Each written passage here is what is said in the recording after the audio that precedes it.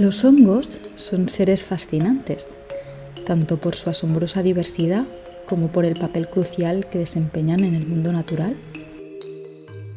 El micelio, por ejemplo, conecta árboles, plantas y organismos procurando un intercambio de nutrientes y señales que, además de sostener la vida en los ecosistemas, simboliza el poder de la cooperación y la interdependencia en la naturaleza. Además, algunos hongos tienen la capacidad de inducirnos a estados no ordinarios de la conciencia, por lo que, durante milenios, han participado en ceremonias y rituales espirituales, conectándonos con los misterios más profundos de la realidad y de la conciencia humana.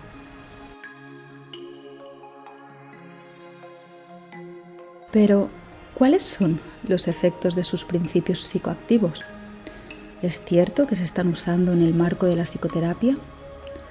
¿Qué investigaciones sobre los estados no ordinarios de la conciencia se han llevado a cabo durante las últimas décadas o qué reflexiones podemos hacer de la realidad a partir de las experiencias que nos brindan? Para responder a estas y otras cuestiones tenemos con nosotros a Juan Acevedo, psicólogo clínico, fundador y director del comunitario Torongo Huasi y autor, entre otras obras, de Hongos Sagrados, de la sabiduría ancestral a la ciencia de la microdosis.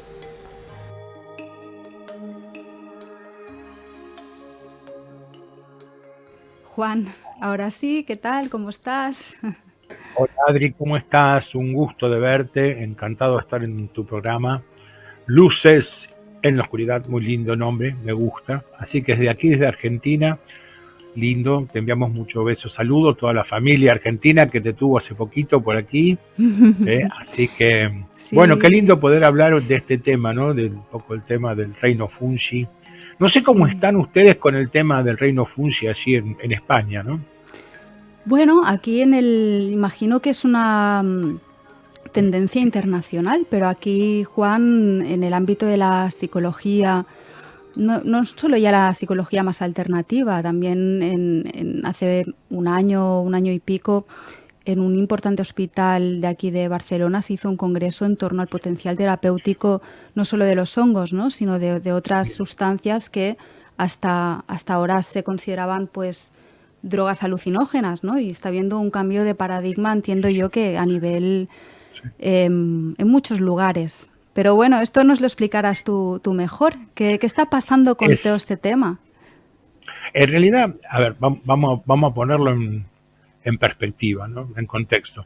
Hay como una especie de tercer revival, ¿sí? Esta es la tercera vez que tenemos un revival de los psicodélicos a nivel internacional, a nivel mundial.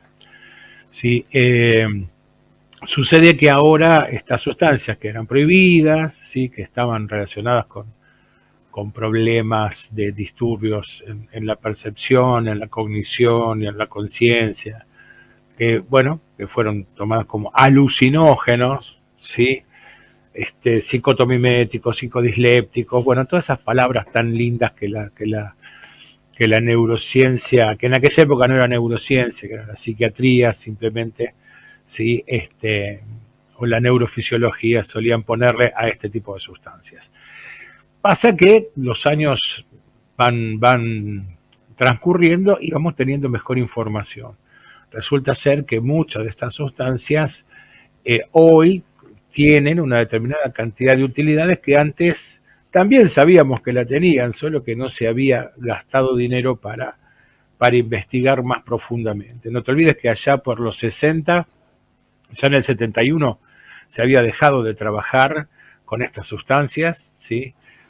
Fundamentalmente todo lo que era investigación, y estas investigaciones recién empezaron hace 5 y 10 años atrás, nuevamente con un potencial que anteriormente no se les asignaba. O sea, el posible potencial que tiene para la salud mental, fundamentalmente en muchos aspectos, de varios de estos psicotrópicos, como puede ser la dimetiltriptamina, como puede ser la mescalina, como puede ser el MDMA, como puede ser, en este caso, que es el que yo más trabajo, que es el tema de la psilocibina, proveniente del reino fungi, ahora se los ve como una especie de panacea, sí, para todo tipo de dolencia, tanto psicológica como, si se quiere, también psiquiátrica, en algunas dolencias, en algunas patologías concretas, como puede ser la ansiedad, que creo que eso es una pandemia a nivel internacional, sobre todo después de lo que nos dejó la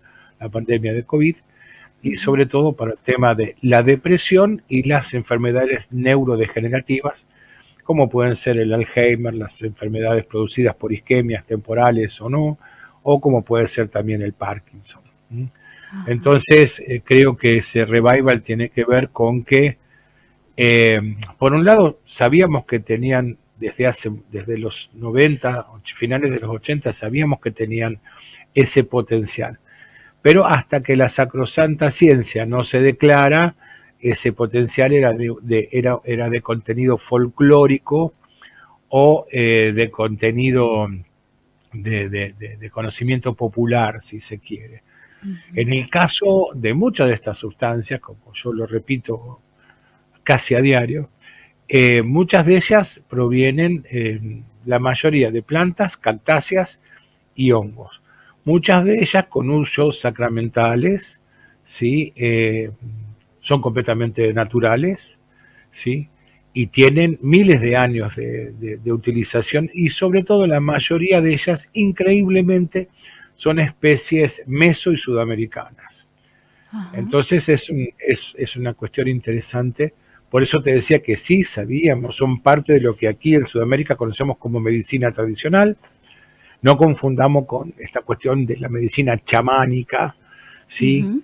No, tiene que ver con la medicina tradicional de los pueblos originarios sudamericanos, sobre todo en Amazonía, en las áreas desérticas, ¿sí? Tanto de Perú, Bolivia, Argentina, y sobre todo en Mesoamérica. Sobre todo en Mesoamérica el tema de los hongos fue muy, muy importante. No es que no lo sea en el resto de Sudamérica, pero posiblemente en la parte donde más tenemos registros históricos, arqueológicos, etnobotánicos, etnográficos de los hongos es en la parte de Mesoamérica. Juan, cuando hablabas de que había habido 3 revivals, sí. Entiendo que el más reciente, el boom que estamos viviendo ahora, es el tercero, evidentemente. Los otros 2, ¿cuándo fueron? ¿Dónde los ubicamos? ¿Y por qué se truncaron? Si es que se puede decir de esta manera. El anterior fue este revival que Terence McKenna lo definía también. Él decía que estábamos en el revival arcaico, que fue más o menos en los 80, principios de los 90, cuando se empezó a hablar del tema, de esa redefinición de los psicodélicos, o de algunos psicodélicos, sobre todo los de origen vegetal sacramental, como enteógenos. Hay mucha gente, bueno, Josep María Fericla, allá en España, y unos cuantos Amigo más, de esta casa. han trabajado mucho, claro, han trabajado mucho en esos temas, sobre todo con el tema de ayahuasca y todo lo demás. Hay varios autores más que ahora no me vienen a la mente, ya estoy medio grande, se me confunden los nombres, pero había varios, aparte de Fericla, que trabajaban en esos temas con muy buenas perspectivas, ¿sí? Justamente desde Europa. Yo creo que hay visiones muy diferentes, visiones europeas, visiones sudamericanas y mesoamericanas, visiones norteamericanas, estadounidenses, y después de ahí yo diría que hay como, bueno, el resto del mundo, con respecto a la visión de los psicotrópicos. ¿Sí? Y Juan, pero bueno, ese segundo revival se dio en esa época de los enteógenos, y el primer revival de los psicotrópicos se dio a finales de los años 30, después de los descubrimientos de Richard Evans Schultes, ¿sí? Que ya para los 50 se transformó de alguna manera, en el redescubrimiento de que había culturas que todavía utilizaban este tipo de plantas, y que estas plantas tenían ciertas sustancias que generaban ciertas cuestiones. Entonces, yo creo que esos 3 momentos, bueno, en el medio, ahí entre el segundo y el tercero, creo que no, entre el primero y el segundo tuvimos lo que se conoce, Jonathan Ott lo define como la revolución farmacrática, ¿sí? A partir del año 1971, donde se arma esa lista durante el gobierno de Nixon, si no mal no recuerdo, donde en las Naciones Unidas, bueno, se prohíbe todo lo que tuviera algún tipo de reacción con ese tipo que con el cerebro, con sustancias que empezaron a ser prohibidas. ¿Sí? Tanto los estimulantes como los psicotrópicos, como otras. ¿Sí? Sí. Mientras tanto es muy gracioso, porque después en el mundo de la farmacopea natural hubo un montón de otras drogas que imitaban esos mismos procesos que eran de uso total y absolutamente legal. Como por ejemplo, Juan. Cualquier medicación de tipo psiquiátrica va a trabajar en las mismas áreas. Entonces Claro. tenemos que tener en cuenta también que, bueno, que una cuestión es acá en Sudamérica hablamos de la medicina alopática, la medicina tradicional, la del medicamento, la de la pastillita. Sí, la medicina alopática, claro. Exacto, y bueno, y básicamente eso nos trajo más problemas que los psicotrópicos. Es que de hecho, Juan, hasta donde yo sé, la anfetamina o derivados de la anfetamina se emplean en el ámbito psiquiátrico y Totalmente. todos entendemos que la anfetamina es una droga. Entonces, la pregunta que debemos hacernos, que yo no digo que esté mal, obviamente, usarla si en ciertos casos se requiere. Si es necesario. Claro, pero sí. ¿cuál es el criterio, no?, para poner a ciertas sustancias en una lista negra y evitar, como ha pasado, Claro. que se investigue, que esto yo creo que en general siempre suele ser un error, ¿no? El poner trabas a la investigación. Otra cosa es la aplicación. Hay dos cosas que son importantes, Adri. Primero es esta cuestión de decidir, bueno, che, todo esto sí, todo esto no. Y la otra pregunta que nos hacemos es, che, ¿quién lo dice? ¿Quién Claro. dice no? ¿Y por qué? ¿Y por qué? Posiblemente Estados Unidos estaba muy complicado entre el tema del LSD y la marihuana, porque en los 60 fue la primera generación de jóvenes que no se quiso enlistar en el ejército para ir a la guerra de Vietnam. Sí, Creo que los preocupó muchísimo. O sea, fue más por razones políticas incluso. No tengo ningún tipo de dudas. No tengo dudas de que fue por razones políticas. Ahora, vamos a ser sinceros también, Adri. ¿Esto quiere decir que no se siguió investigando off the record? No, sí, se siguió investigando y mucho. Lo que pasa es que ahora esa investigación, de alguna manera, bueno, está repartida en las principales casas de altos estudios a nivel internacional, de forma civil, ¿sí? Pero muchas de estas sustancias se estudiaron de forma no civil, no solamente en Estados Unidos, sino en otros países del primer mundo también. Con fines que desconocemos en algún punto, en algunos casos los desconocemos y en otros no los desconocemos tanto. Ajá. ¿Y podrías poner algún ejemplo de estas investigaciones? Sí, te puedo poner un ejemplo muy particular, que fue el proyecto MKUltra en Estados Unidos. Sí. ¿Sí? El proyecto Stargate, ¿sí? De Estados Unidos también. Sí. O el proyecto Montauk también, de Estados Unidos también. Y Rusia, no tengo el nombre de los proyectos, pero trabajó mucho en esas áreas también. Vos no te olvides que, por ejemplo, la persona que acompañó a Robert Gordon Wasson, que era un banquero estadounidense de la JP Morgan, ¿sí? Que estaba enamorado del mundo de los hongos, que fue el que va a ir hacia México, hacia la Sierra Mazateca, al encuentro de esa vieja tradición del uso de los hongos, que se va a encontrar por primera vez con una señora de más de 50 y pico de años, conocida como María Sabina, que él va a tener la primera velada, su primera comunión con los niños santos, ¿sí? Con estos pequeños, ¿sí? Es como a través de una totalmente, los niñitos santos, los pequeñitos, ¿sí?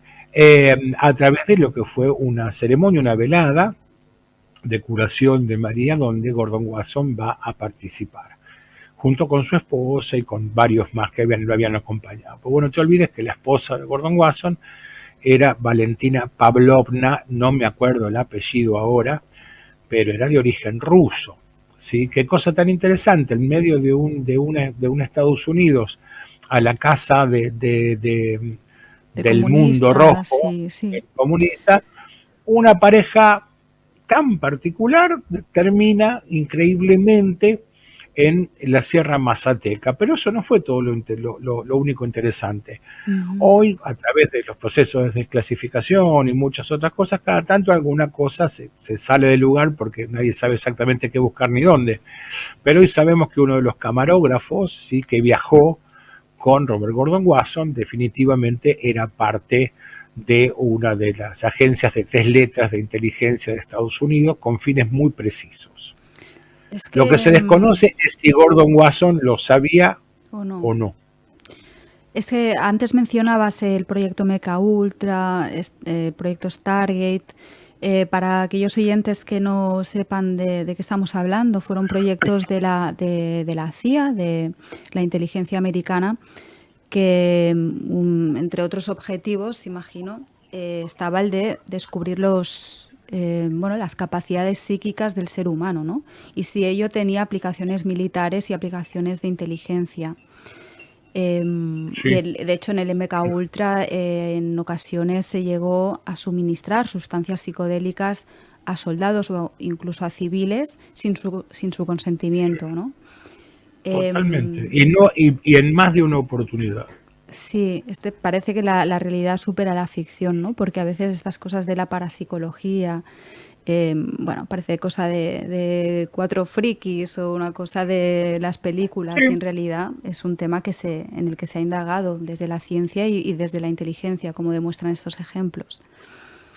Y lo más interesante, Adri, es que si bien para finales de los 80 ya la mayoría de estos proyectos se daban por terminados, sobre todo después de la injerencia, no recuerdo el año, de lo que fue la iniciativa Rockefeller, ¿sí?, de presentar para el Senado y el Congreso de Estados Unidos los excesos de las agencias de seguridad, sobre todo el FBI y la CIA. Muchos de estos proyectos, entre comillas, se dieron por terminados. Esto no significa que haya otros proyectos con, ¿cómo es que se les llama?, asignación de dineros reservados, que siguen hasta el día de la fecha y han avanzado seguramente han avanzado enormemente. Cada tanto se filtra alguna que otra de esas noticias, pero bueno, no te olvides que hasta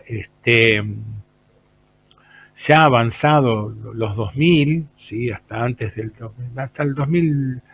2017, había habido una partida de remesa de dinero de Estados Unidos de $22 millones, ¿sí?, para un emprendimiento, ¿sí?, para un contratista, para el gobierno de Estados Unidos, sobre todo un contratista de defensa militar, en un proyecto de investigación en un área particular, sí, de Estados Unidos, para justamente investigar algunos de estos temas. La relación, fundamentalmente, más allá de lo que muchos quisieron identificarlo como el tema de los UAP y todo lo demás, la asignación para investigación era exactamente el de la naturaleza de la realidad.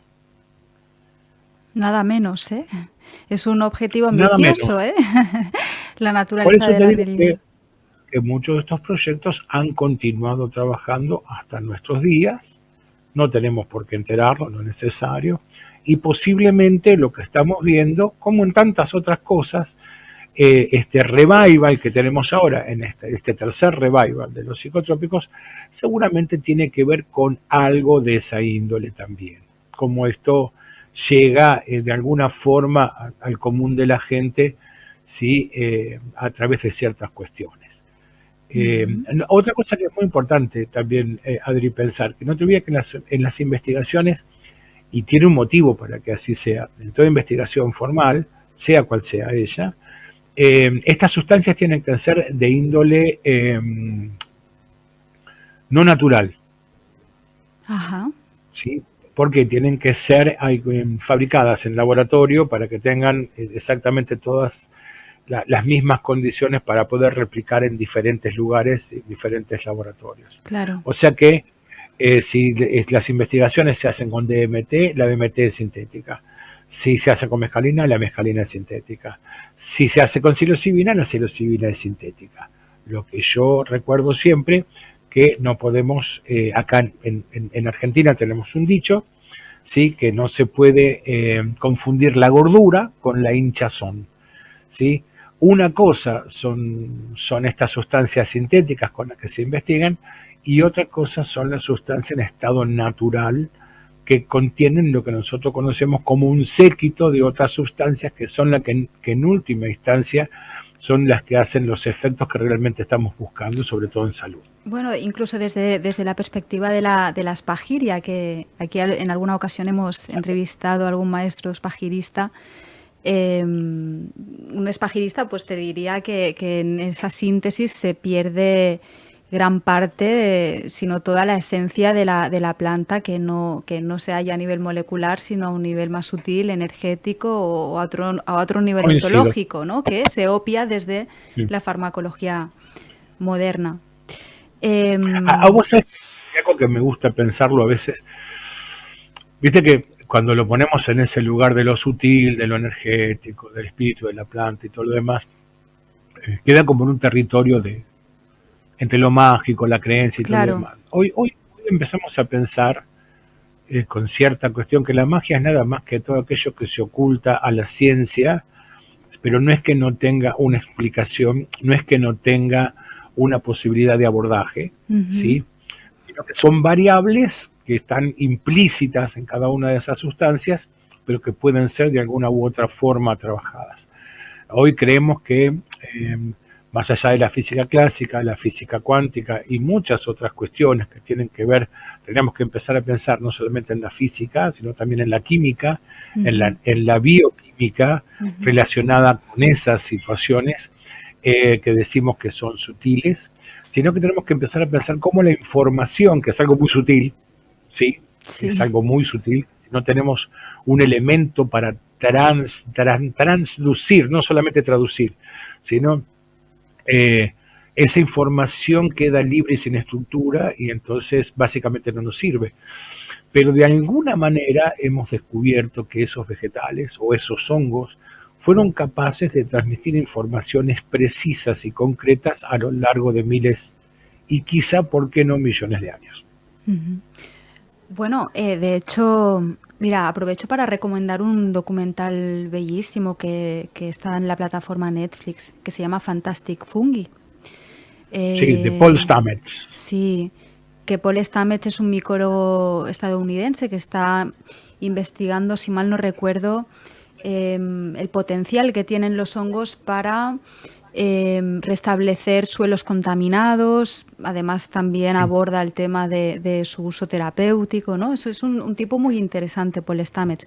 Y este documental, Fantastic Fungi, bueno, acerca al espectador al mundo del hongo. Además las imágenes son bellísimas, ¿no? Y te muestra esta profundidad, ¿no?, que tiene el reino de los hongos, los micelios, que actúan como un internet del bosque, de alguna manera, ¿no? Sí. Una cosa interesante, Paul, mirá cómo será de interesante que Paul ni siquiera es micólogo. Ajá. ¿Quieres decir Paul que no tiene una Stamets titulación oficial o...? Porque eso tenía exacto, entendido Paul yo. es un autodidacta. Que es autodidacta, Es un ¿verdad? autodidacta. Pero tiene Y sin embargo, patentes, sí. sí, Sí, total y tipo... absolutamente. Las patentes las consigue con otras personas que tienen colegiaturas y tienen títulos. Pero lo interesante es que Paul es, entre comillas, es el micólogo no titulado más consultado a nivel internacional. Fíjate. Por eso me gusta mucho la figura de Paul. Tiene una visión muy diferente a la que tiene el resto de la micología a nivel académico. No te olvides que la micología es parte hoy es parte de la botánica. Podía haber sido parte de la zoología también, porque el reino fungi comparte características de ambos reinos. Está ¿sí? como a caballo entre uno y otro. Sí, está a caballo entre uno y otro. ¿Por qué, sí, Juan? Sí, respiran oxígeno como nosotros, vale. Son heterótrofos, no producen su propia comida, vale. ¿sí? Pero por otro lado tienen crecimiento rizomático y el micelio como si fuera también las raíces de las plantas, o sea, tienen ciertos tropismos que son típicos de las plantas, ¿sí? O sea que están ahí en un territorio liminal. Me encanta la liminalidad del reino fungi, porque son y no son. Es más, es correcto hablar, por ejemplo, de micofauna. En ciencia se puede hablar qué sin bonito. problema de micofauna. ¿Por qué? Porque también pueden ser considerados animalitos con características vegetales o vegetales con características de animalitos. Fíjate, qué cosa tan Una curiosa. cosa muy curiosa, Ajá. muy curiosa. Y después tiene esta cosa, el reino fungi, de estar a mitad de camino, de estar a caballito, es como si fuera un sello. Él está justo en el medio de. Él va Ujú, uniendo cosas que no se unen generalmente. ujú. Une el reino, para mí es un reino, lo digo abiertamente, no es mi parecer, es un concepto que me parece necesario que empecemos a utilizar, el reino inorgánico con el reino orgánico. Ajá. Eso lo hace la micorriza, lo hace esta red de micelio del fungi. Además hace esto que hoy ya conocemos como de Big Green Web, ¿sí? Que es esta gran web verde que une, ¿sí?, a las diferentes especies vegetales en un solo biosistema. Pero también está uniendo a la parte no biótica, Ajá. ¿sí?, a la A la orgánica, tierra o a la tierra, a a los los minerales, a los minerales. cristales, a Entiendo. todo esto que se te ocurra. Pero también tenemos que tener en cuenta que a través del funcionamiento de las plantas, nosotros estamos terriblemente interconectados con las plantas. Tal es así que la gente se olvida generalmente cuando camina ahí por las calles de España, de Barcelona, o de Sevilla, por donde fuera, que cuando hay un árbol tendrían que abrazarse ese árbol, tendrían que agradecerle, tendrían que hacerle mimitos, o cuando van al campo tendrían que respetar cada brizna de hierba porque son las que producen el oxígeno que nosotros respiramos todos los días y que nos encargamos de malograrlo de todas las formas posibles. Mm. Sí, es recomendable practicar el Shinrin-yoku, ¿no? Que son los baños Total y de bosque, absolutamente, el ¿no? baño de bosque, Un sí término acuñado señor. por los japoneses, el Shinrin-yoku. Sabios como ningunos, acá le llamamos, acá se conoció lo mismo, una disciplina muy semejante, muy antigua, de la época posiblemente que el mundo quechua, que allá en España seguramente conocen como incaico o incas, Ujú, sí, recuperó conocimientos muy anteriores, de épocas muy pretéritas, sobre todo de los periodos formativos, sí, de las culturas en el Perú, que se llama Tuyuña Sacha, ajá, que es también, que es bañarse en el bosque, algo muy fíjate. semejante, que es embeberse del monte, Mm, ¿sí? De lo sí, verde, sí. de lo vegetal. ¿Eh? Ujú, Mira qué cosa tan interesante, siempre me gusta hablar de esa unión tan increíble que hay entre el mundo andino y el mundo japonés. fíjate. Primero porque comparten una determinada cantidad de filosofías que son increíblemente, el Shinto es muy semejante a la filosofía andina, para Ujú, empezar.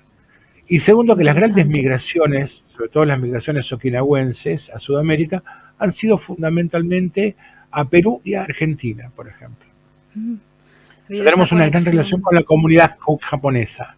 De Qué hecho, yo bueno. participo de las festividades japonesas 2 veces al año, ¿sí? Ajá. Los Matsuri, y bueno, y de hecho tengo mi hermana, mi editora, que es 50% japonesa. Ah, qué bueno, qué interesante. Sí, es una, la cultura japonesa, además a nosotros nos resulta tan exótica que se nos hace muy atractiva, ¿no?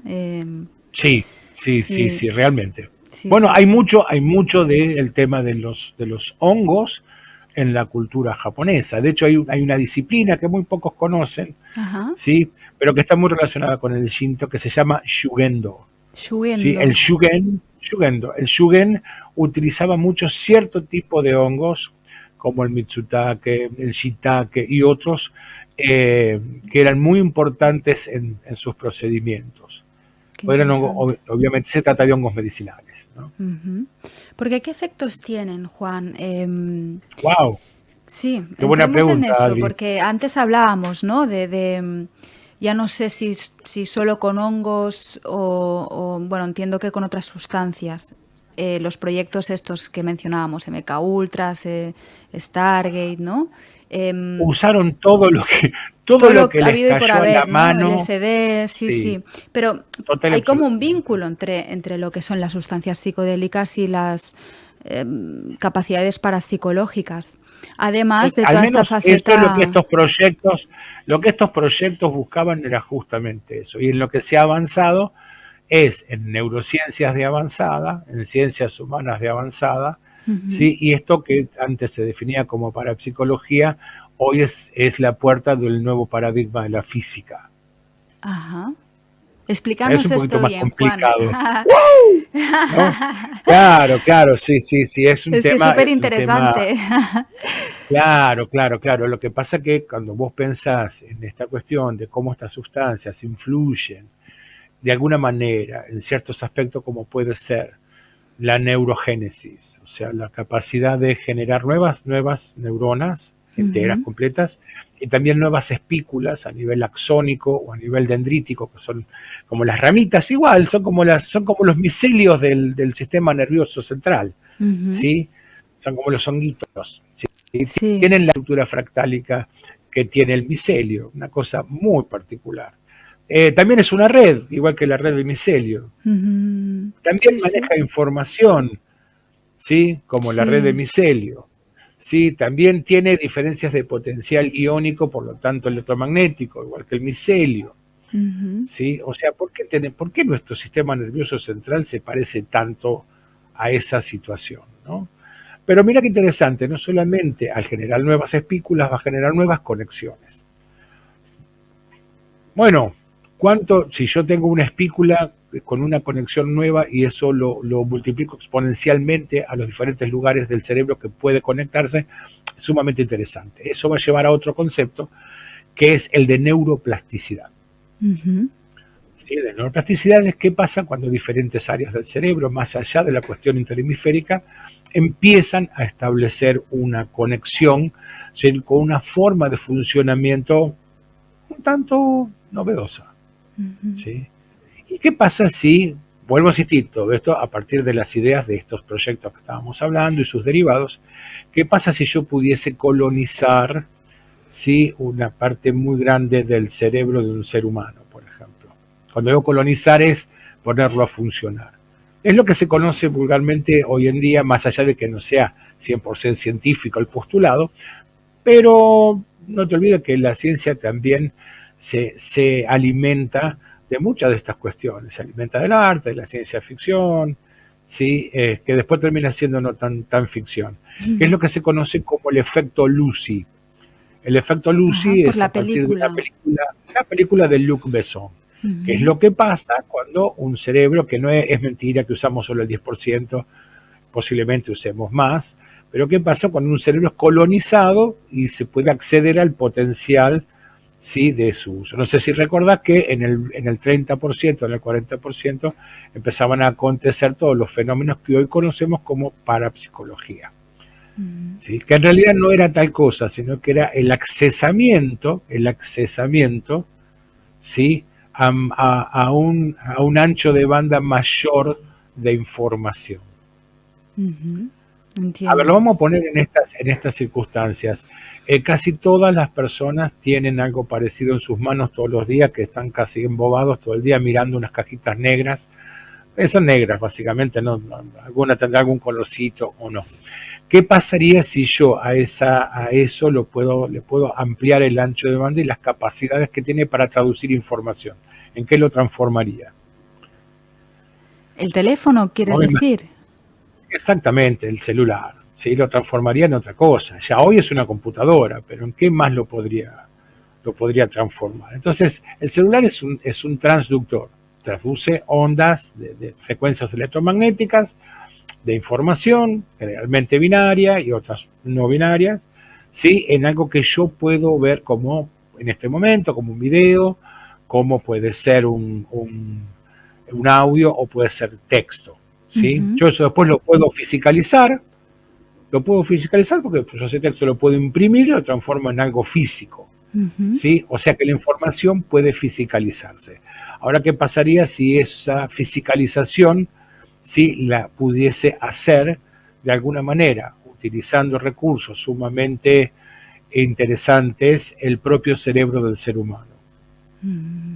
Claro, a saber el potencial que habría, ¿no? Y la Sabemos que interacción que tendríamos existe, con la realidad. totalmente sabemos que existe. A lo largo de los años hemos tenido desde esas instituciones inglesas que estudiaban las cuestiones del espiritismo y todo lo demás, y estudiaban los efectos de las cuestiones parapsicológicas, que es lo que se conoce vulgarmente como fenómeno de aporte. Ajá. El ectoplasma, Sí, estas estos cuestiones que son aparecían absolutamente manifestaciones, de la nada. Exacto, nosotros le llamamos fisicalizaciones. fisicalizaciones. También se hablaba de ¿Sí? O sea, esto Paramahansa Yogananda en su libro, que es un clásico de la espiritualidad, Autobiografía de un yogi. Él relataba cómo los sadhus de la India eran capaces de materializar mandarinas, por ejemplo, ¿no? o cosas, inclusive te digo más, en medio de la selva amazónica, los grandes maestros ayahuasqueros que tienen diferentes nombres, como Banco, Murallas o Sumirunas, también son capaces de manifestar cosas. Ajá. Algunas son muy graciosas, porque los cuentos que hay son muy graciosos de las cosas que manifiestan, porque pueden manifestar, por ejemplo, para ellos una silla es algo totalmente tecnológico. Fíjate, claro. Entonces, Mientras que para nosotros una silla es una silla. de alguna manera, y esto obviamente es especulación, pero lo mismo aumentando, bueno, al menos de forma oficial, ¿no, Juan? Quiero decir, la ciencia oficial aún no se ha postulado de esta manera, pero de alguna manera quizá nuestro cerebro, al aumentar estas conexiones, estas sinapsis a través de la neuroplasticidad, modificaría por tanto su manera de percibir la realidad y quizá el funcionamiento mismo de la realidad. O sea, alteraría incluso la interacción con la realidad. Ya no solo es una cuestión de percepción, sino de que la puedes alterar de esa manera, ¿no? O Ahora influir imagínate en vos ella. qué interesante lo que estamos hablando, ¿no? Yo creo que a nivel mundial lo más seguro que tiene el ser humano es la realidad. Uh-huh. Esta realidad Lo de más seguro. consenso, ¿no? Que todos vemos lo mismo, Totalmente. claro. Fíjate qué interesante, consensum, conciencia, ¿sí? Uh-huh. Conciencia y consenso, ¿sí? La conciencia generando consenso, ¿sí?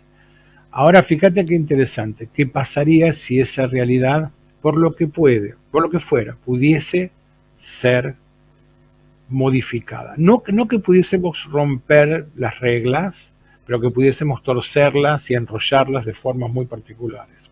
Uh-huh. ¿Qué pasaría con la seguridad? ¿Nos sentiríamos tan seguros? Yo Y la otra imagino que cuestión no, ¿no? interesante es, ¿y qué pasaría si esto fuese accesado por grupos de personas que no solo pretenden, sino que de alguna u otra manera lo utilizarían con fines muy espurios, Uh-huh. Con fines muy militares o con personales? fines de adquirir poder, ¿no? Políticos, económicos, militares, como vos quieras. Y la otra pregunta que te hago es, ¿qué certeza tenemos de que algo de eso no esté ocurriendo ya hace tiempo? Y que muchas de las cosas que hablamos con tanta soltura y naturalidad como si fueran misterios del universo, no lo fueran tanto. Y tiene que ver con el nombre de tu programa, ¿no? Sería como esas luces uh-huh. que vienen nada más y nada menos que de algún lugar muy sombrío. Ya. ¿Y qué pruebas Wow. hay, Juan, de este tipo de experimentos o, ¿sabes? ¿Tú crees que ya Sí, te podemos puedo hablar dar, de por que hay ejemplo, evidencias de que se esté investigando en estas líneas para hackear de algún modo la realidad, por mira, así decirlo? te doy al menos los 38 trabajos que son públicos, que se pueden encontrar en internet y en algunos cuantos libros, que fueron las que produjo la WhatsApp, dirigido fundamentalmente por el multimillonario de Las Vegas, Bob Bigelow, y su Uh-huh. equipo de científicos durante la última etapa del trabajo en este centro de experimentaciones de Estados Unidos. A mí me gusta llamarlo así y no con el nombre vulgar que lo llaman todos, que es la parte de la parte festilinda, ¿sí? La parte mediática, que es lo que justamente se pretende que la gente vea para disimular el resto, que es lo que pasaba en uno de los 22 lugares donde estaban trabajando, que era el Skinwalker Ranch. El rancho Era uno, Skinwalker, sí. no era el único. Ajá. Que, Ahí hay 22 papers científicos que se ajá. pueden consultar que tocan precisamente muchos de esos temas. Qué interesante, qué interesante. Yo había... Te digo los científicos, entre ellos algunos de muy gran renombre, como puede ser Eric Davis, como Ajá, puede ser el doctor Colm Kelleher, como ajá, puede ser el doctor Harold Pudoff, como puede ser el doctor Gary Nolan, como sí. puede ser el doctor Kit Candance Green y algunos otros más. Gary Nolan, Gary Nolan, el mismo. Gary Nolan, si mal no recuerdo, investigó el cerebro de personas que habían tenido avistamientos Qué raro, ¿no? cercanos sí, de ovnis, ¿no? O de WAPs, como se les llama ¿Tendrá, ahora. tendrá algo que ver justo esto que estamos hablando con un inmunólogo que Ya, tiene claro, sí, sí, un no, la montón verdad es que de patentes, que estuvo nominado hace un año al premio Nobel y que estudia justamente la neurociencia del cerebro en función al encuentro con un fenómeno de características anómalas. ¿Te sí, sí, suena? sí. Sí, sí, sí, sí, es curiosísimo, ¿Me suena? realmente. Pero, Una cosa que yo diga, yo por sí, acá te pongo la palabra UAP y todo el mundo cree que lo entendió. sí, no, no, claro. Es que de hecho UAP viene a sustituir el término ovni porque ya no habla de Claro, objetos, habla de fenómenos. Y en fenómenos, pues fenómenos. ahí caben muchas cosas, ¿no? Entiendo yo. O sea, que Digo, quizá ya en salirse del síntesis, platillo volante. si me parece que cada día estamos más lejos del platillo volante de lo que la gente imagina. Pero bueno, vos no te olvides que hubo una construcción de consenso también, Ujú. que se tardó casi 90 años en construirla y que funciona muy bien. La gente está convencida que los extraterrestres existen y no le vas a cambiar la idea, Mm. en absoluto. Y este Ahora, tipo, qué linda historia para cubrir otras, ¿no? sí, bueno, claro, seguramente se empleen estos temas como cortinas de humo, ¿no? A nivel político y en términos Digo, de... como te decía, o sea, yo creo que es más fácil para la gente aceptar, sí, que hay vida, no vida en otros planetas, sino que estamos acá, que la Tierra es una especie de Cancún galáctico donde vienen miles de especies a pasar sus Cancún. vacaciones, porque Sí. somos re macanudos y entretenidos y es muy lindo todo, sí, que pensar que la realidad puede no ser lo que pensaban y que esa realidad se puede accesar y que se puede extender y que en esa realidad puede haber más cosas. Por Mm. ejemplo, podemos pensar que nunca estuvimos solos y que no necesariamente estuvimos visitados.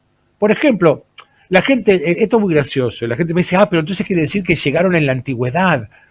Sí, llegaron, pero no llegaron los extraterrestres. O si llegó algo extraterrestre, realmente extraterrestre.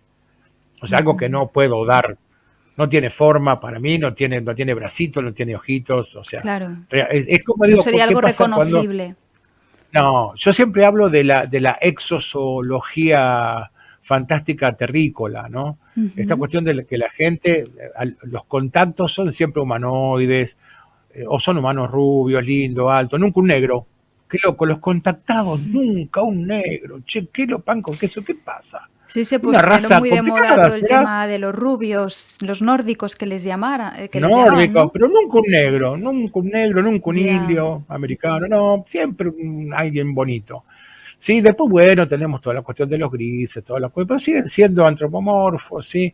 Y después Mm. la zoología fantástica, los Thundercats, los Urmax, los insectoides, los reptiloides, o sea, todas cosas que conocemos. O sea, Sí, no hay sí, algo sí, que no sí, sí. conozcamos. El único que dio con algo que dijo, che, acá hay algo que no conocemos, fue nada más y nada menos que Terence McKenna. Él dijo, acá hay una bandera roja que tenemos que atender. ¿Por qué? Ujú. Porque se cae una sustancia, según él, y habría que rechequearlo, pero es muy factible que así sea, ¿sí? Que se da la naturaleza, por lo general, durante el proceso evolutivo, tiende a repetir y a repetir y a repetir y modificar, pero tiende a repetir los procesos. De Ujú. hecho, por ejemplo, la dimetiltriptamina la compartimos casi todos los mamíferos con casi todo el reino vegetal. Por Que es el ejemplo, principio activo ¿sí? de la ayahuasca, por ejemplo, para que los Exacto, oyentes muy que no bien, sepan qué es el DMT, la exacto. dimetiltriptamina, es el principio activo que tiene estos efectos psicodélicos, si es que se les puede llamar así, o Psicoactivos, vamos a llamar. psicoactivos. Bien, pero lo más interesante es que vos, yo y todo tu equipo produce dimetiltriptamina en su organismo todos los días en grandes cantidades. Ajá. Y eso lo compartimos con la Cichotria viridis, que es la planta con la cual se produce esa combinación, con la liana de la ayahuasca para producir ese bebaje que es activo por vía oral, ¿sí? Pero lo interesante es que esto se repite en el mundo vegetal, en el mundo animal. Pero fíjate qué interesante, la psilocibina, ¿sí?, que también puede ser conocido como el indol 4-fosforilado, una parte de ese producto, no se repite en ninguna otra parte de la naturaleza. Qué curioso. Solo en ese grupo de hongos. Y eso es demasiado curioso. Demasiado curioso para pensar que posiblemente hemos convivido con una especie inteligente, sintiente y consciente, con más de 650 millones de años de evolución, ¿sí? Una especie que posiblemente ha llegado al tope evolutivo porque no ha cambiado. Los basidiomicetos de hace 650 millones de años son prácticamente iguales a los de ahora, simplemente lo que ha cambiado es el tamaño. Antes medían 6-7 metros y ahora miden centímetros, ¿sí? Sí. Por una cuestión de disponibilidad atmosférica, ¿sí? Pero básicamente son los mismos, se esporulan, se reproducen por esporas. Y si hablamos de la atmósfera, hablamos de la tropósfera, de la antropósfera, de la noósfera, a mí me gusta acuñar ese nuevo término que nosotros vivimos en una parte de nuestro mundo que vivimos rodeados por billones y billones de esporas del reino fungi. Por eso me gusta pensar en esa micósfera. ¿Sí? Entonces, la otra cuestión que pregunto es, la gente dice, bueno, pero ¿cuál es ese ser? Un ser que ha permanecido oculto bajo nuestros pies durante esos 650 millones de años, evolucionando, generando, ¿sí?, los elementos propicios para que la vida florezca en la superficie de la Tierra. Y es un reino al cual no le hemos dado bolilla casi nunca. No le dimos jamás la importancia que tenía. Sí. Es lo que tiene que ver con ese informe que hace unos meses sacaron unos investigadores de Harvard que proponían la existencia de lo que llamaban criptoterrestres. Es muy interesante. Si hay un criptoterrestre, bueno, el que sacó el primero que habló específicamente sobre ese tema fue nada más y nada menos que una de las personas que te mencioné hace poquito, que es el doctor Hal Puthoff. Ajá. Igual hay un libro de Mark Twain que se llama Criptoterrestre, que se puede conseguir todavía por ahí en algún lugar, donde se propone la idea de algunas especies no conocidas por nosotros que son de origen totalmente local. Ajá. En lo personal, propongo como una de sus especies nada más y nada menos que el reino fungi. Fíjate qué interesante. Qué interesante cómo va conectando todo, ¿no? Totalmente. Pero eso no es todo, mi querida Adri. A lo que hacía referencia el doctor Puthoff era que hubiera pasado si conviviésemos con alguna extraña, particular familia, ¿sí? Los humanos tenemos familias bastante disruptivas, increíblemente disfuncionales, con algunos parientes que pudiesen ser Homo, pero no sapiens. Y estarían escondidos a nuestra vista de alguna manera, claro. No, o sea, quiero decir, no estarían entre nosotros, estarían con nosotros, en nosotros, entre nosotros, y no necesariamente los veríamos. O los veríamos cuando ellos quisieran que los viésemos, si es que quieren que los viésemos, cosa que dificulto que tengan ganas. Ajá. Y eso tiene una explicación, y te cuento por qué. Cuando nosotros empezamos a trabajar hace muchos años atrás, eso fue lo que me llevó al reino fungi directamente, en el CIFO, el Círculo de Investigadores del Fenómeno OVNI de Rosario, que fue el grupo de aquí de Argentina que se dedicó específicamente, no a estudiar los ovnis, sino a estudiar la relación entre la conciencia y la realidad, ¿sí? Y la relación con las anomalías fenomenológicas. Nos dimos cuenta de varias cosas. Una de las primeras cosas que nos dimos cuenta es de que si queremos llamarlo de alguna manera, el esquema del aparato psíquico posiblemente contenía un elemento vestigial, un residuo, ¿sí? De otras épocas, Ujú. ¿sí? Que nos permitía entrar en contacto con esas otras, entre comillas, fracciones de la realidad. Esa fue la primera hipótesis, la primera idea. Ya avanzados los años, tanto con el doctor Néstor Berlanda en la psiquiatría y yo en la psicología clínica, empezamos a darnos cuenta de que la dimetiltriptamina definitivamente era, y hoy ya es un hecho, hoy ya lo podemos decir con total y absoluta libertad, es un neurotransmisor. Ujú. Al igual que la dopamina, al igual que la serotonina. Ujú. ¿Sí? Es un neurotransmisor.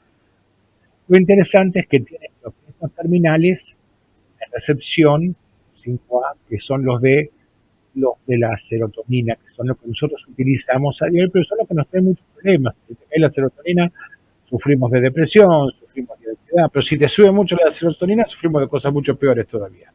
¿Sí? Ujú. Entonces, la regulación de ese proceso es muy interesante, pero ese proceso cede todas las noches durante el momento del sueño, que es Ajá. el momento donde posiblemente la dimetiltriptamina endógena cumple su función. ¿Sí? O sea que todavía sigue funcionando. La pregunta era, ¿por qué funcionaba solo de noche? Esa fue nuestra primera pregunta con el doctor Berlanda. Claro. Y la otra cuestión que empezamos a pensar era que nosotros podemos, desde la paleoantropología, podemos estudiar los restos, ¿sí? De fósiles, ¿sí? Tanto humanos, homo, como prehomínidos, ¿sí? Solo podemos ver las carcasas de las calotas de los cerebros, ¿sí? De la parte del cráneo, pero no tenemos idea cómo era la fisiología de esos seres. No Ujú. tenemos idea. Claro. Pero ¿qué pasa si por qué pensamos que la dimetiltriptamina es, de vuelta, ser un neurotransmisor vestigial? Porque creemos que en algún momento de nuestra evolución, un primo o un hermano, ¿sí? Utilizó fundamentalmente la dimetiltriptamina como neurotransmisor primario. Ajá. O sea, nosotros nos hemos quedado con la serotonina, que de algún modo permite que haya El esta Homo realidad sapiens se consensual. queda, el Homo sapiens se queda con la serotonina, Ajá. por una cuestión de necesidad, de la construcción de una realidad de consenso. ¿Sí? No te olvides que posiblemente no fuimos la primera especie que obtuvo el lenguaje simbólico. Posiblemente sapiens sapiens sea el último que llega a la fiestita. Hoy, cada día más, la antropología hacia atrás, vemos que hubo otras humanidades, entre comillas, otros géneros homos, otros hermanos y otros primos, ¿sí? Que adquirieron posiblemente el lenguaje simbólico antes que nosotros, como puede haber sido Neandertal, como puede decir el Homo denisovano o incluso el Homo heidelbergensis. ¿Sí? Mm. Pero hoy sabemos que 350.000 años atrás de la aparición, bueno, de la explosión del género sapiens, ¿sí? A través de los estudios del doctor Lee Berger, ¿sí? En el sur de África, hoy sabemos que un homo que se pensaba que era un hominino, que no se pensaba que era un homo, hoy sabemos que es un homo, que es conocido como Homo naledi, resulta ser que 350.000 años antes enterraba a sus muertos, confeccionaba herramientas de piedra, eh, generaba, y sabía hacerlo muy bien, el fuego, enterraba a sus muertos en cuevas muy profundas, y como si fuera poco generaba arte en las paredes, o arte o algo simbólico en la escritura de esas cuevas. Entonces, pero tenemos que tener en cuenta lo siguiente, Adri querida, que el cerebro de Homo naledi no era más grande que una naranja. Ujú. Ahora hago esta pregunta, ¿qué pasa si nosotros a lo largo de la escala evolutiva, ¿sí? Siempre se creyó que el ser humano aumentó, ¿sí? Triplicó el volumen de esa naranja, ¿sí? Porque aprendimos a comer carne. Esa fue la explicación que da sí, sobre todo la paleoantropología. Bueno, el ser humano empezó, el género sapiens empezó a comer sapiens y eso nos transformó en algo completamente diferente. Adquirimos el lenguaje, bueno, eso nos permitió comunicarnos mejor, tuvimos capacidades sociales muy buenas y sobre todo tuvimos acceso a la tecnología desde momentos muy tempranos, ¿sí? Al punto tal de que dependimos de ella siempre para cubrir el resto de las cosas que no teníamos. Ahora lo interesante es pensar si esas proteínas complejas fueron solo por comer carne. Y yo siempre esto lo discuto mucho en la facultad, sobre todo en la facultad de antropología, ¿sí? Sobre todo para los estudiantes del primer año. ¿Por qué piensan ellos que esos homininos que no tenían dientes, que no tenían garras, que a duras penas se movían en dos patas, sí, que solo tenían pelos, sí, que no eran muy buenos ni para defenderse, ni para correr, ni para nada, iban a competir por la carroña con tigres dientes de sable, con pájaros que medían más de 4 metros de ala, de punta de una ala a la otra, con hienas que de casi 2 metros de altura? O sea, iban estos pequeños nada a competirles la carroña. Era muy difícil. Lo cierto es que puede que la proteína compleja haya venido nada más y nada menos que del reino fungi. Concretamente Entonces, del reino fungi, porque yo había escuchado que, no sé si era Terence McKenna, que decía Terence, que lanzaba esta sí, hipótesis de que la evolución de nuestro el cerebro, monodopado. exactamente, la hipótesis Ujú, del monodopado, ¿no? Que hemos evolucionado gracias a que en su día consumimos sustancias psicoactivas. Lo que no tenía claro es exacto. que fueran exclusivamente psilocibina. Entonces, Juan, ¿es la hipótesis más No, no plausible o...? exclusivamente, entre tantos otros De psilocibina. Ahora acuerdo. vos imagínate esto. Imagínate que esto, durante 3 millones de años, de consumir proteínas del reino fungi, entre ellas cantidades de psilocibina, ¿sí? Imagínate que en un determinado momento de la evolución, por una mutación puntual, que es como siempre se generan las grandes cuestiones en la evolución, una Ujú. especie con un cerebro muy pequeño, como puede haber sido Australopithecus sediba, como puede haber sido inclusive Homo naledi o alguno de la familia, no podemos decir específicamente cuál, pero tenemos una idea que tiene que haber sido entre los 3 billones de años y el 1.800.000, Ujú. una especie con un cerebro muy pequeño, ¿sí? Que haya alcanzado una colorización muy particular, que haya alcanzado cierto tipo de construcción simbólica, no igual a la Sapiens, diferente a la nuestra, porque no eran igual a nosotros, ¿sí? Ujú. Y ese cerebro hubiese alcanzado el efecto Lucy. Es fascinante realmente, es una hipótesis fascinante que da para hacerse mil preguntas más y Es un replantear homenaje, muchas yo siempre cosas, ¿no? digo que esta idea es un homenaje a Terence y a Dennis McKenna. Ah, ¿Por qué? Porque creo que todavía esa idea de Terence se podía mejorar.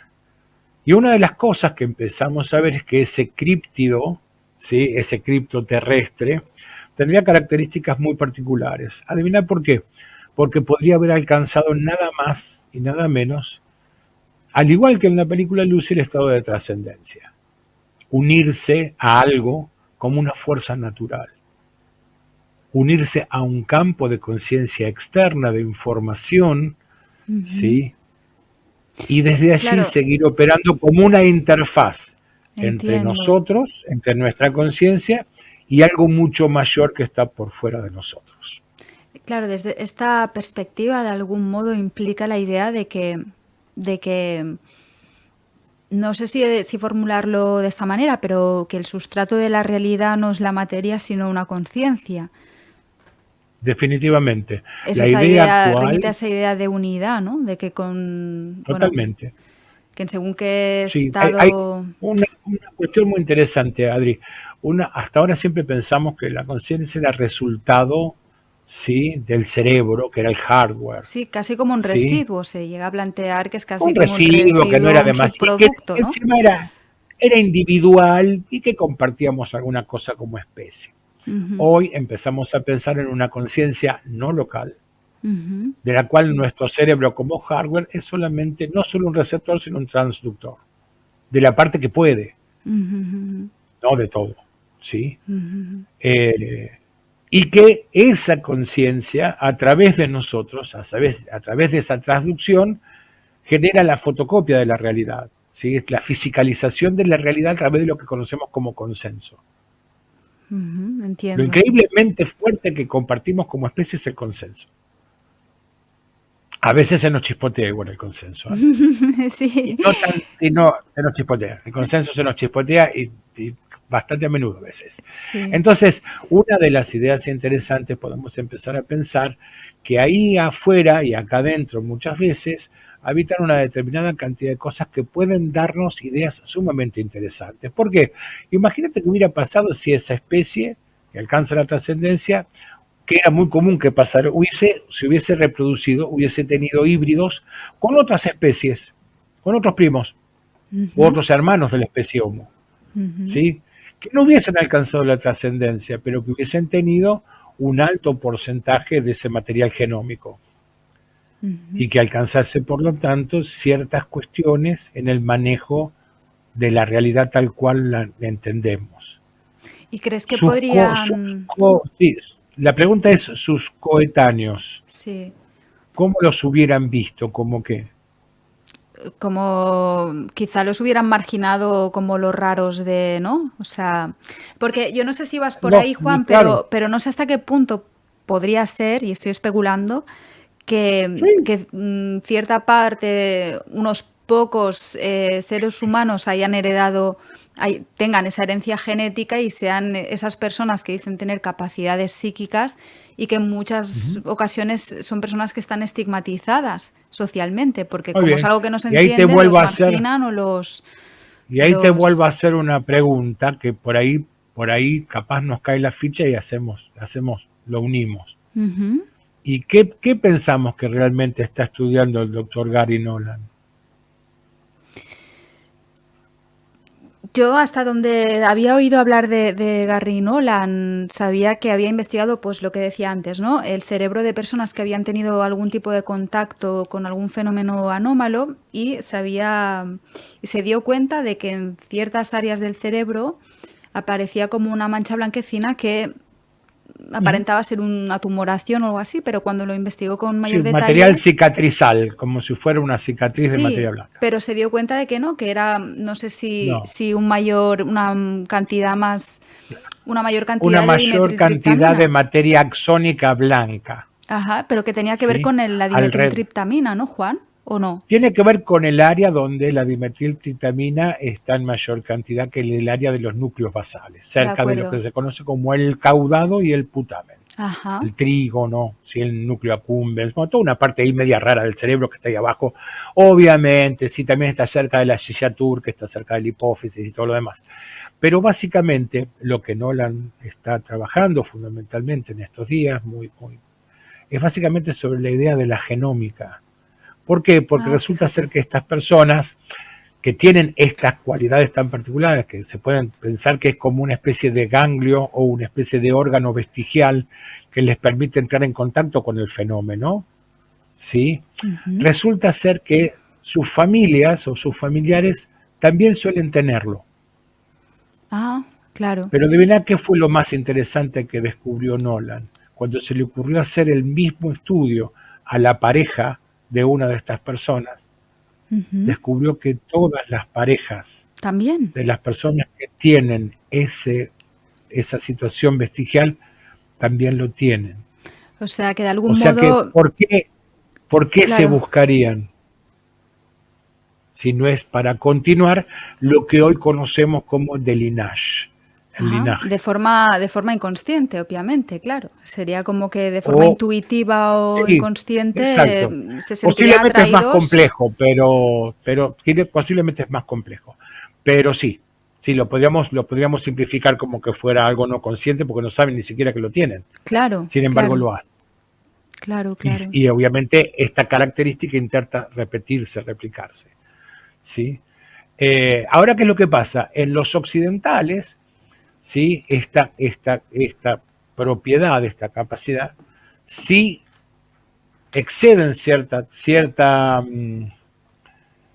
cierto tipo de experiencia, ¿sí? Tienen Ujú. consecuencias muy, muy complejas, sobre todo porque hoy estamos en condiciones ya de poder decirlo con bastante propiedad, tienen consecuencias en el manejo de otro neurotransmisor que es la dopamina, ¿sí?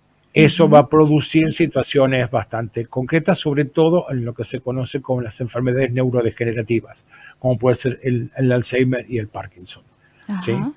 Y otras. ¿Sí? Entonces, básicamente lo que sabemos también es que genómicamente las personas que tienen esas características, y esto es algo que también se sabe hoy a través de los estudios de Nolan y varios más, es el hecho de que esos genes pertenecen a comunidades originarias, en el caso de los estudios de Nolan, americanas. Curioso dato también, Juan, claro. Curioso dato. Y la otra cosa que se descubrió también es el hecho de que las comunidades originarias puras, adivina qué, tienen genes, ¿sí? Tienen genes que operan en forma como si fueran genes gemelos, que actúan, ¿sí? en los mismos lugares, protegiendo, ¿sí? de los efectos de la dopamina. A ver, vamos a llevarlo a un terreno total y absolutamente vulgar, común y corriente. El occidental no está preparado para tener fuertes encuentros con lo desconocido, mientras que los pueblos originarios están total y absolutamente adaptados y protegidos para eso. Qué interesante, Juan. Este dato es estupendo, es súper interesante. O sea, hay de algún modo una predisposición genética Exacto. para lo cual de vuelta, ¿a dónde nos lleva? Claro, entonces esa predisposición genética lleva a pensar que nuestra presunción sobre ese origen de esas especies tan particulares, que bueno, que podrían ser criptoterrestres, bueno, como queramos llamarle, o sea, tienen un alto índice de probabilidad de ser una de las posibles explicaciones a muchas de las cosas que conocemos como anomalías fenomenológicas. Entre ellas, una más. ¿Qué hubiera pasado si en alguno de esos momentos, estamos hablando de 3 millones de años atrás, o 2 millones y medio, alguna de esas especies hubiese decidido vivir en el mar? Yo le pregunto a la gente, le hago siempre esta pregunta a la gente, ¿usted cree que la ballena y el delfín, que la morsa, que la foca son peces? No, son mamíferos. Sí, son mamíferos, claro. Y de hecho tienen unas capacidades cognitivas y una comunicación, las ballenas, estos reinos, ¿no? Son... Entonces, la pregunta que me hago es, ¿qué hubiera pasado si una rama de estas especies, ¿sí? Justamente por esto que hablamos hace un ratito, por protección, por ser los raros, por haber sido cazados por los sapiens, ¿sí? Se hubiese refugiado en el agua, en los mares, y hubiesen desarrollado un tipo de cultura y una tecnología no basada en la tecnología como la entendemos nosotros, sino en una tecnología basada en la biología, una biotecnología. Sería una civilización bajo el mar de la que seríamos completamente ignorantes, ¿no? Y no sería totalmente ajenos. Exacto, claro, es que no lo primero que uno imagina es la Atlántida. Claro, no, nada que ver, entiendo. No. Juan. Entonces digo, sí. Estamos como en un terreno, y todo esto a partir del micelio, no crean que no es a partir de otra cosa. Claro. O sea, lo que nos permitió entender todo eso fue el tema de los hongos. Imagínate. Se nos está terminando el tiempo, pero claro, yo quería preguntarte, los que no tenemos predisposición genética, ¿no? para acceder a estos mundos, entiendo que también hay esta vía que es el tema de las sustancias psicoactivas y bueno, y quería que nos hicieras unas pinceladas de los beneficios, porque a ver, habrá muchas motivaciones que le lleven, diversas que le pueden llevar a uno, ¿no? Bueno, hay 3 cosas que me gustaría poner como en claro para tu audiencia, Adri querida, que es, todos los hongos son medicinales. Todos los hongos comestibles son medicinales. Pero ¿y hay alguna persona o algún perfil que imagino que quizá no se le aconseja, ¿no? Sí, hay. Ahora te explico. Claro. Mira, hay una cuestión que es interesante. Cuando digo que todos los hongos son medicinales, es que el portobelo, el champiñón, la gírgola, el enoque, ustedes tienen una gran cultura fungi, los españoles, los italianos. Bueno, todos esos hongos comestibles son antiinflamatorios. ¿Por qué? Porque sus cadenas, ¿sí? Tienen estas largas cadenas de azúcares, ¿sí? que son fundamentalmente, van a actuar como antiinflamatorios naturales. Estamos convencidos que las sociedades que más hongos consumen en su dieta son posiblemente de las más sanas del planeta. ¿Sí? ¿Esto qué quiere decir? Que tenemos que aprender básicamente a consumir más setas en nuestras comidas. Pero ¿qué es lo que pasa? Que muchas de estas especies, como puede ser hoy melena de león, como puede ser el reishi, como puede ser el chaga, como puede ser la misma gírgola o inclusive los agáricos, como puede ser el portobelo o el champiñón, ¿sí? Además de tener esas propiedades antiinflamatorias, también sirven mucho para lo que es los problemas de diabetes, azúcar en sangre, los problemas de colesterolemia, para el colesterol, ¿sí? Por lo tanto son protectores cardíacos, ¿sí? Pero también van a funcionar mucho mejorando el funcionamiento de nuestra microbiota, que viene siendo atacada por nuestra comida desde que tenemos un año de vida. Un tema que se está investigando, ¿sí? Entonces, mucho, el tema de la macrobiota. La microbiota. Totalmente, y el reino fungi, va directamente allí. ¿Por qué? Porque es nuestro segundo cerebro. El intestino, el área intestinal es nuestro segundo cerebro, porque hay una cantidad de neuronas enormes que para algo deben servir. Lo mismo en nuestro corazón, son las tres áreas: corazón, cerebro y intestino. Los tres cerebros que les llaman ahora, ¿no? Exacto. Entonces, hongos como reishi fundamentalmente van a trabajar en la microbiota, ¿sí? y en los precursores del triptofano, que luego va a usar nada más y nada menos que otro hongo, como puede ser melena de león, ¿sí? Para reparar nada más y nada menos que todas las células gliales, ¿sí? De nuestras neuronas. Por eso son tan importantes. ¿Para qué? Para las enfermedades neurodegenerativas, melena de león, ¿sí? Pero también algunas se están descubriendo que son muy importantes, ¿sí? Para la prevención del cáncer, ¿sí? Y para el cuidado paliativo para todas las personas que tengan problemas oncológicos. Cuidado, esto no significa que curan el cáncer. Sí, no, es un matiz importante. Muy útiles, claro. muy útiles para el cuidado paliativo, sobre todo para cuando después hay trabajos con quimioterapia o rayos, también son muy importantes, como puede ser el hongo conocido como cola de pavo. ¿Sí? O el enoki también para ello, ¿sí? Que también, bueno, yo creo que allá ustedes tienen cantidades, tienen que solamente empezar a explorar cuáles son las cantidades. Ha habido siempre tenemos muchas menos que allá, especies. Entonces, esto es lo que quiero que entiendan, que no porque el hongo psilocibe, que contiene psilocibina, que es el que más se conoce porque tiene psicotrópico, pues, no es el más importante de todos, es un hongo más, que produce una sustancia en particular, que es la que termina funcionando en nuestro sistema nervioso central, que en combinación, por ejemplo, en un séquito, como puede ser con el reishi y melena de león, van a ser muy buenos para afecciones tanto psiquiátricas como psicológicas, como síndrome de ¿cómo se llama? Estrés postraumático. De estrés postraumático, el síndrome de ansiedad generalizada, para ciertas depresiones. Una cosa importante, ¿todo el mundo puede tomar, por ejemplo, psilocibina? No todo el mundo puede. ¿Por qué? Las personas que están en tratamiento con medicamentos, ¿sí? Específicamente para la depresión, y que tienen una injerencia con ciertos productores de la monoaminoxidasa, no lo pueden tomar. Tienen primero que dejar de tomar los medicamentos tradicionales para después animarse a empezar con una microdosis asistida. No se olviden que las microdosis tienen que ser asistidas. No es un medicamento como el té de la abuela, es un psicotrópico. Claro. ¿Sí? Es una sustancia psicoactiva, o sea que tiene que ser asistida por un profesional en la salud con condiciones que conozca básicamente del tema. Claro. ¿Sí?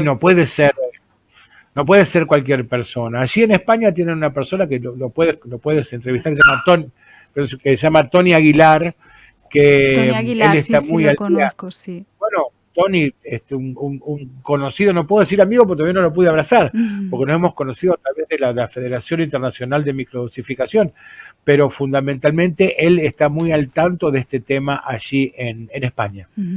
Juan, ya para terminar, decir que tú has escrito un libro que se ha publicado recientemente, que precisamente se llama Hongos Sagrados, ¿verdad? No sé si se distribuye en España. Se distribuye en España, que es preciosa la Mira, portada. yo tengo muchas ganas de que se distribuya en España. Pídanlo en las librerías, pídanlo por todos lados. Vale. Hay dos cosas que son muy importantes. Les cuento, el libro es parte de un holding internacional de editorial que es Penguin Random House. Ujú. Espérame un segundito que tengo un problema. Bueno, no importa. Tengo uno de mis cachorros que está ahí haciendo su show. Está bien. Penguin Random House, o sea que tranquilamente podría editarse en España porque está en castellano, o sea que no habría mayor inconveniente.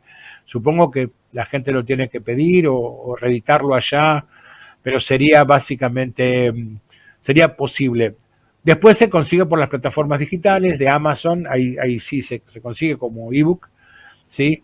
Pero tenemos muchas ganas de que llegue a España, muchas ganas, Pues de esperemos verdad. que así sea, Juan. Te mando un abrazo muy Y aparte fuerte. Sí, te cuento por qué también es importante que llegue, porque es el primer material escrito en idioma hispano. sobre el No hay asunto. mucho de esto, no hay. Es el primer libro que, bueno, en este caso tocó aquí en Argentina, pero es el primer material escrito en idioma hispano. ¿Mm? Gracias, Así que Juan. Gracias.